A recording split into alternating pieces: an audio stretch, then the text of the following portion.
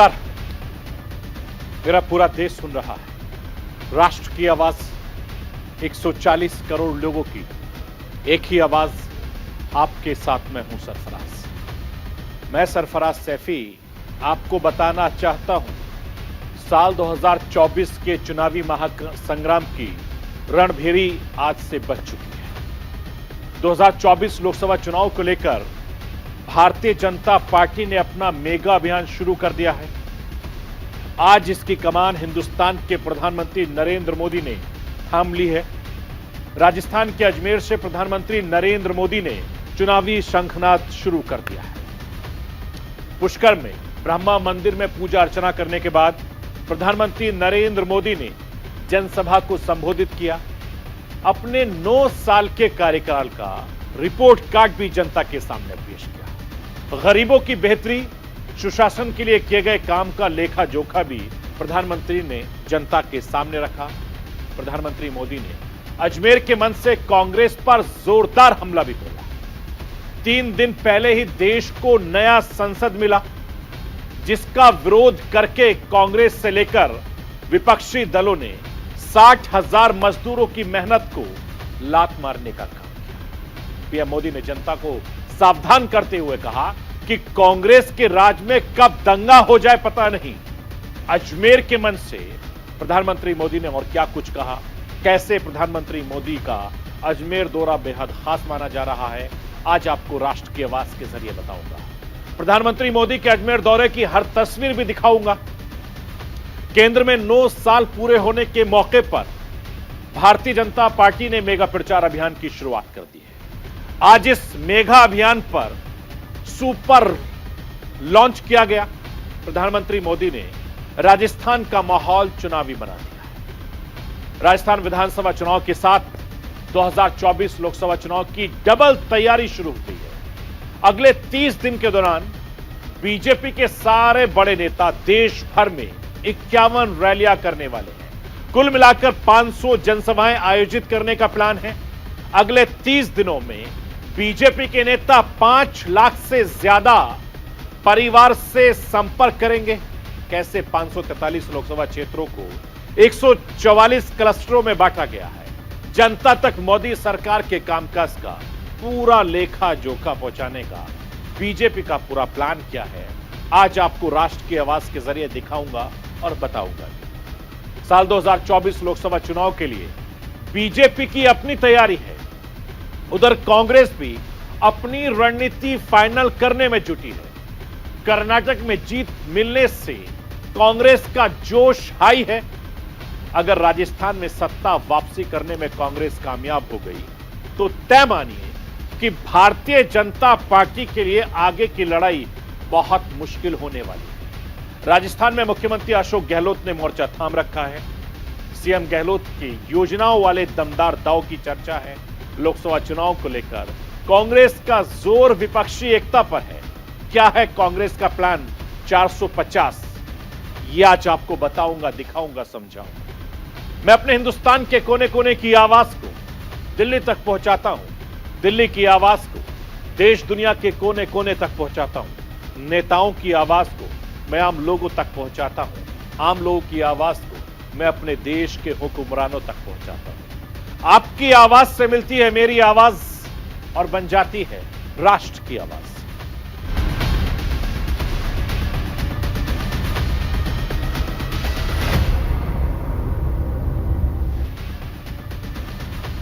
पूरे हिंदुस्तान की नजर अब राजस्थान पर रहने वाली है। साल 2024 के चुनावी महासंग्राम के पहले राजस्थान का विधानसभा चुनाव बेहद खास होने वाला है।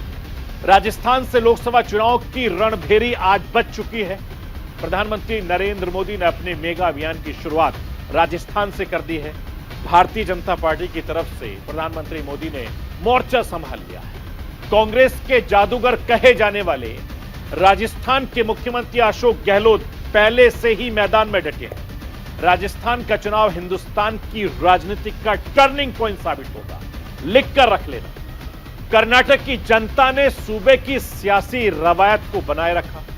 तूफानी चुनाव प्रचार के बावजूद कर्नाटक की जनता ने बीजेपी से सत्ता की चाबी लेकर कांग्रेस को दी थी। कुछ ऐसी ही सियासी रवायत राजस्थान की रही। राजस्थान में भी सालों से सत्ता बदलने की सियासी परंपरा चली आ रही है। कर्नाटक की तरह राजस्थान में भी सीधी फाइट बीजेपी और कांग्रेस के बीच रहने वाली है। कर्नाटक की तरह राजस्थान के चुनावी नतीजे भी विपक्षी एकता के लिहाज से बेहद खास होंगे। देश की राजनीति की दिशा और दशा तय करेंगे। अगर राजस्थान में कांग्रेस की सत्ता रिपीट होती है तो हिंदुस्तान की जनता को बड़ा संदेश आएगा। बिना शोर शराबे के कांग्रेस बेहतर सरकार चला सकती है। राजस्थान की सत्ता में कांग्रेस की वापसी का असर 2024 के लोकसभा चुनाव में काफी बड़ा होगा। बीजेपी का 100% वाला स्कोर घट सकता है। अगर 2023 के विधानसभा चुनाव में राजस्थान की जनता बीजेपी को सत्ता सौंपती है तो संदेश बहुत क्लियर होगा कि भारतीय जनता पार्टी के ग्राफ में उतनी गिरावट नहीं आई जितनी चर्चा कर्नाटक चुनाव के बाद जोर पकड़ती नजर आई। और हर बार की तरह अगले साल भी लोकसभा चुनाव में बीजेपी का रास्ता साफ होगा। राजस्थान के सभी 25 लोकसभा सीटों पर बीजेपी की मजबूत कब्जा माना जा रहा है। पिछले 2 लोकसभा चुनाव में सारी सीटें बीजेपी को मिलती आ रही हैं। मैं आपको बताना चाहता हूं, आज भी राजस्थान में प्रधानमंत्री नरेंद्र मोदी का जादू बरकरार है। साल 2013 के लोकसभा चुनाव प्रचार के लिए प्रधानमंत्री नरेंद्र मोदी बीकानेर पहुंचे थे। बीकानेर की वो रैली पहली ऐसी रैली थी जो लगातार राजस्थान से शंखनाद किया था। उस वक्त राजस्थान की जनता ने नरेंद्र मोदी का जबरदस्त क्रेज देखने को मिला था। नतीजों पर उसका असर दिखा और 25 की 25 सीटें उनको मिली थी। वही क्रेज साल 2019 के लोकसभा चुनाव में भी दिखा। एक बार फिर से राजस्थान की सारी सीटें लोकसभा की बीजेपी को मिली और एक बार फिर से हर किसी की नजर 2024 पर होने वाले लोकसभा चुनाव पर टिकी है। शायद यही वजह है कि राजस्थान से ही प्रधानमंत्री नरेंद्र मोदी ने अपनी चुनाव अभियान की शुरुआत की। राजस्थान में बीजेपी के सुपर स्कोर के मायने बेहद खास होने वाले हैं। मैं राष्ट्र की आवाज के जरिए आपको नरेंद्र मोदी को सुनवाना चाहता हूं। बीकानेर के मन से उन्होंने क्या कुछ कहा था, आप सुनिए। 2014 से पहले देश में क्या स्थिति थी? पूरे देश में जनता भ्रष्टाचार के विरुद्ध सड़क पर उतरी हुई थी। बड़े बड़े शहरों में आए दिन आतंकी हमले होते थे। कांग्रेस सरकार सीमा पर सड़कें बनाने से भी डरती थी। महिलाओं के विरुद्ध अपराध चरम पर थे। प्रधानमंत्री के ऊपर सुपर पावर थी। कांग्रेस सरकार रिमोट कंट्रोल से चल रही थी। निर्णय होते नहीं थे, नीतियां चौपट थी, निवेशक निराश थे, युवाओं के सामने अंधकार था। कांग्रेस की रणनीति रही है कि गरीबों को भरमाओ, गरीबों को तरसाओ। यहां राजस्थान के आप लोगों ने भी इसका बहुत नुकसान उठाया है। साथियों, कांग्रेस ने किस तरह देश की करोड़ों महिलाओं और बच्चों के जीवन से खिलवाड़ किया, इसका उदाहरण कांग्रेस के समय चीला टीकाकरण अभियान है। जब कांग्रेस की सरकार थी तो देश में टीकाकरण का दायरा सिर्फ 60% के आसपास ही पहुंच पाया था। आज अजमेर से प्रधानमंत्री नरेंद्र मोदी ने 2024 की शुरुआत कर दी है। राजस्थान में इस साल के आखिर में विधानसभा चुनाव होने, इस साल के आखिर तक कर्नाटक के बाद अभी 8 राज्य में चुनाव होने बाकी है, जिसमें त्रिपुरा है, मेघालय है, नागालैंड है, मिजोरम है, मध्य प्रदेश, छत्तीसगढ़, तेलंगाना और राजस्थान में विधानसभा चुनाव होने। अगर जम्मू कश्मीर को जोड़ लिया जाए तो 2024 लोकसभा चुनाव के पहले होने वाले 9 चुनाव बेहद खास होने वाले हैं। मैं आपको यह बताना चाहता हूं कि राजस्थान में विधानसभा चुनाव की तैयारी निर्वाचन विभाग ने शुरू कर दी है। इन्हीं तैयारियों का जायजा लेने के लिए निर्वाचन आयोग की टीम जून में 2 दिवसीय दौरे पर राजस्थान में रहेगी। मुख्य निर्वाचन अधिकारी प्रवीण गुप्ता ने बताया, वरिष्ठ उपचुनाव आयुक्त धर्मेंद्र शर्मा के नेतृत्व में चुनाव आयोग के बड़े अधिकारियों की एक टीम 15 और 16 जून को जयपुर जाने वाली है। निर्वाचन आयोग की एक टीम राज्य के मुख्य सचिव, पुलिस महानिदेशक, इसके अलावा संबंधित विभागों के सचिवों के साथ एक महत्वपूर्ण बैठक करने वाली है। राजस्थान के सभी जिला कलेक्टर, पुलिस अधिकारियों के साथ भी बैठक होने वाली है। विधानसभा चुनाव की तैयारियों को लेकर बातचीत होगी। जिले में ईवीएम की प्रथम स्तरीय जांच का काम 5 जून तक पूरा कर लिया जाएगा। राजस्थान में 11 जून से मतदाताओं को जागरूक करने के लिए विशेष कार्यक्रम की शुरुआत की जाएगी। मैं आपको यह बताना चाहता हूं कि आज से हिंदुस्तान के प्रधानमंत्री नरेंद्र मोदी ने मिशन 2024 की औपचारिक शुरुआत कर दी है। केंद्र की सत्ता में 9 साल पूरे होने पर बीजेपी ने 1 महीने तक चलने वाला जनसंपर्क अभियान शुरू कर दिया है। इसी के तहत आज पीएम मोदी अजमेर पहुंचे। अजमेर की धरती से प्रधानमंत्री नरेंद्र मोदी ने मिशन 2024 का शंखनाद कर दिया। अजमेर दौरे की शुरुआत प्रधानमंत्री नरेंद्र मोदी ने पुष्कर से की। किशनगंज एयरपोर्ट पर उतरने के बाद पीएम मोदी पुष्कर पहुंचे। पुष्कर में उन्होंने ब्रह्मा मंदिर में पूजा अर्चना की। उसके बाद प्रधानमंत्री नरेंद्र मोदी सभा स्थल पर पहुंचे। राजस्थान के पूर्व मुख्यमंत्री वसुंधरा राजे, राजस्थान के बीजेपी के बड़े नेताओं ने प्रधानमंत्री नरेंद्र मोदी का स्वागत किया, वेलकम किया। अजमेर के मंच से प्रधानमंत्री मोदी ने राजस्थान की जनता को संबोधित किया, अपनी सरकार का रिपोर्ट कार्ड पेश किया। राष्ट्र की आवाज के जरिए आपको प्रधानमंत्री नरेंद्र मोदी को सुनवाना चाहता हूं, जो वो अजमेर की जनता से मुखातिब हुए। पिछले 9 साल में बीजेपी सरकार ने देश के 19 करोड़ से अधिक लोगों को गैस कनेक्शन दिया है। इस गैस कनेक्शन ने महिलाओं को स्वास्थ्य भी दिया है और सुविधा भी दी है। साथियों, पानी की एक एक बूंद की कीमत राजस्थान के मेरे भाई बहन अच्छी तरह जानते हैं। हमारे देश में 2014 तक 18 करोड़ से ज्यादा ऐसे परिवार थे जहां नल से जल नहीं आता था, पाइप से पानी का कनेक्शन ही नहीं था।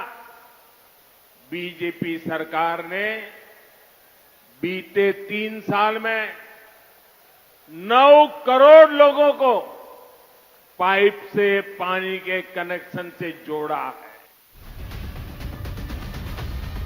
मैं आपको यह बताना चाहता हूं कि पिछले 8 महीने में प्रधानमंत्री नरेंद्र मोदी का राजस्थान का यह 6ठा दौरा। राजस्थान चुनाव पर बीजेपी का फोकस ज्यादा है। बीजेपी अपनी तरफ से राजस्थान चुनाव में कोई कोर कसर नहीं छोड़ना चाहती। बीजेपी का फोकस राजस्थान के जातिगत वोटरों पर है। अजमेर के आसपास के क्षेत्रों में जाट समुदाय, मुस्लिम समुदाय की बड़ी तादाद है। राजस्थान की सियासत में मुस्लिम वोटर कांग्रेस के पक्ष में मतदान करते आ रहे हैं। ऐसे में जाट वोटरों पर मेहनत कुछ राहत दे सकती है। जानकारों का यह भी मानना है कि पीएम मोदी का अजमेर से अभियान की शुरुआत करना कांग्रेस को बड़ा नुकसान पहुंचा सकता है। कांग्रेस के नेता सचिन पायलट अजमेर से ही आते हैं। साल 2018 के विधानसभा चुनाव में कांग्रेस की जीत में सचिन पायलट ने अहम भूमिका निभाई थी। इसलिए प्रधानमंत्री नरेंद्र मोदी की रैली के लिए अजमेर को चुनना एक बड़ी वजह माना जा रहा है। मैं आपको यह बताना चाहता हूं कि भारतीय जनता पार्टी ने अजमेर को ही क्यों चुना। प्रधानमंत्री नरेंद्र मोदी की सभा के जरिए अजमेर के आसपास की 8 लोकसभा सीटों पर है। इन 8 लोकसभा सीटों में से विधानसभा की 64 सीटें आती हैं और बीजेपी का फोकस करीब 45 विधानसभा सीटों पर है, जो अजमेर से बिल्कुल नजदीक है। मतलब पीएम मोदी की रैली के जरिए 8 लोकसभा 45 विधानसभा सीटों को साधने का प्लान है। इन 45 विधानसभा सीटों में से बीजेपी के पास 20 सीटें हैं। इसके अलावा इस इलाके की 20 सीटें कांग्रेस के पास है, बाकी अन्य दलों के पास है। मैं आपको यह भी बताना चाहता हूं कि साल 2018 में राजस्थान विधानसभा के चुनाव नतीजे 11 दिसंबर को आए थे। ऐसे में चुनावों को अब 8 महीने का वक्त बचा है। इस चुनाव में कांग्रेस के सामने अपना किला बचाने की चुनौती होगी, तो वहीं बीजेपी का जोर सत्ता वापसी पर होगा। कांग्रेस बीजेपी लगातार बूथ स्तर पर संगठन को मजबूत करने की लगातार कोशिश कर रही है। बीजेपी कांग्रेस एक दूसरे को बड़ी चुनौती दे रही हैं, अंदरूनी खींचतान कर रही हैं।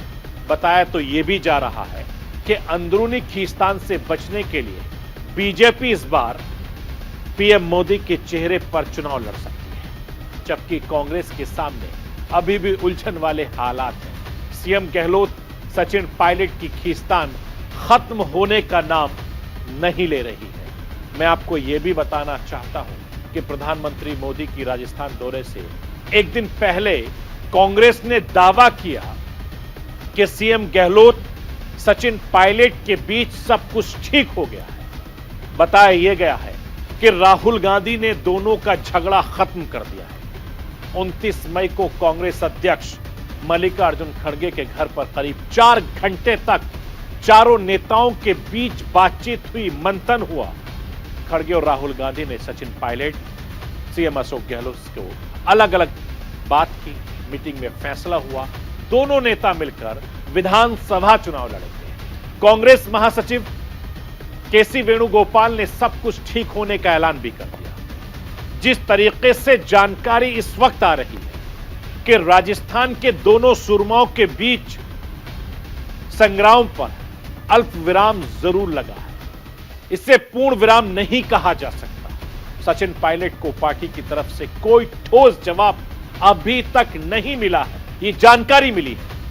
देखना दिलचस्प होगा कि आखिर ये शांति कब होगी। इन सबके बीच कांग्रेस के जादूगर कहे जाने वाले राजस्थान के मुख्यमंत्री अशोक गहलोत की अपनी जोरदार तैयारी है। मैं आपको यह बताना चाहता हूं कि राजस्थान में मौजूदा गहलोत सरकार के सामने बेरोजगारी, अपराध जैसे बड़े मुद्दे हैं, जिन्हें लेकर भारतीय जनता पार्टी लगातार गहलोत सरकार पर हमलावर है। चुनाव से कुछ महीने पहले राइट टू हेल्थ बिल पारित कराकर सीएम गहलोत ने बड़ा दांव खेल दिया है।